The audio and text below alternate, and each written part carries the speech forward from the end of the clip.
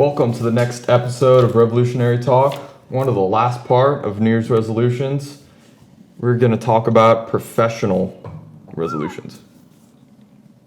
Gosh, that's a tough one. That's a really tough one. All right, somebody else has to go first on this one. I'm still thinking. I have one I've been thinking about for sure, definitely putting into practice in recent months. It's kind of twofold. Being more selective and trusting my intuition. Okay. I've had some situations where you didn't trust it. I kind of go along with something a little too long, and then it's harder to get out of it. Yep. When I could tell right off the bat, it probably wasn't the project for me. So being a little more selective up front, helped me kind of guard my time a little more. Yeah. Mentals going on to looking back at part 2. That's a good one. That's a really good one. What's yours? I mean, your time is so valuable. Yeah. I mean, I value my time more now than I think I ever have in my entire life. Because you can just get pulled in, like we talked about before, you get pulled in so many directions. Sure.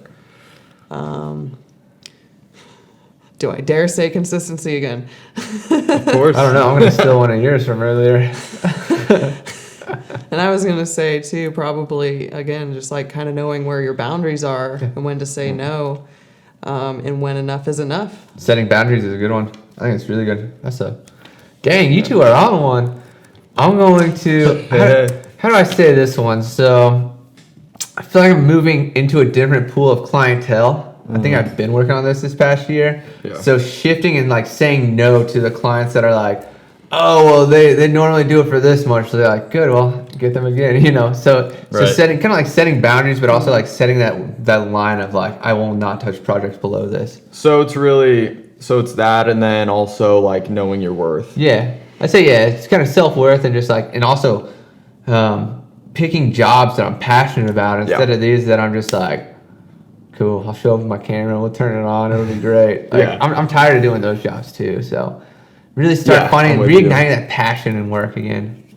I have a question to ask you in regards to that. Uh-oh. When you show up when you're not fully passionate about it, do you notice that your work quality is different than when you are showing up with that passion? No, so I wouldn't say the quality. I say mood's a big thing with it, but whenever I film, whether I'm in a crummy day or anxiety or depressed, there's that part where I disconnect from reality and I'm just channeling or in my trance. So sometimes it's nice just to on days I don't want to do jobs or jobs I don't want to do, sometimes I'm wow, that was actually quite relieving and nice to get out and do that. But the editing is where that answer is affected, because I can capture it and I can have a vibe when I'm filming it, or I can be whatever. And then the vibe of the edit sets the tone of the video. And it's so crazy how that is. You got to think about it too. You're packaging up emotions. And if you're just over here click, click, cut, yep, good.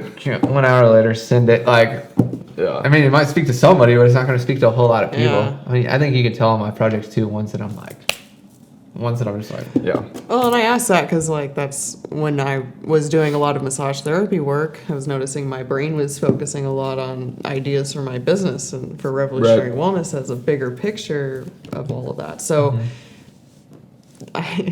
when I'm focusing on something else, I mean, they've been proving it in studies that we are terrible as human beings at multitasking. And so when our focus is at one thing, but we're actually doing a task, in the physical, I was seeing that as, well, I'm not giving the person that I'm working with that full attention in my time. Yeah. So which quality time happens to be my love language. So that amplifies kind of everywhere. If that's a fault or, a good thing, but just respecting other people's times, respecting my own time, and then knowing when to focus on, when the right times to focus on things are, and if your focus is being pulled away from certain things, then I think that's something to be aware of and maybe consider how you move forward with your direction. Yeah. I have no focus though, so. But your passion is what pulls you into it. That's your focus. For sure. I didn't used to like to read, but when I got into stuff I really weird. like this topic, I am all in. I've been on this reading rabbit hole lately. That's been my passion over filming lately. But interesting. Yeah, I like that though, being fully present. I think it's a good way to wrap that up. Yeah, I gotta get out of my burnout right now too. I'm slightly burned out, so I gotta reignite this fire. But I don't know how to do that besides like being very selective. So well, I mean, that's a good word to wrap up my whole thing, was be very selective. Yeah.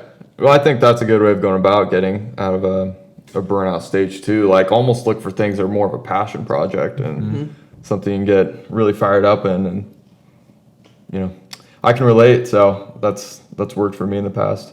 Yeah. Yeah. And then if you were just like, I need a break, go take a vacation. Yeah. Yeah, seriously. Even if it's a long weekend, just go do something like that. Like get out of the bubble that you're constantly in, you know, week to week or day to day. So for sure. Get out of your normal comfort yeah. zone. Whew. Yeah, you know, lots of things to think about. So hopefully this sparked everybody's minds a little bit and gave you some things to think about before we get to the new year. So we're coming up on January. It's going to be here before we know it. Be sure to subscribe and follow along in the next series to start the new year.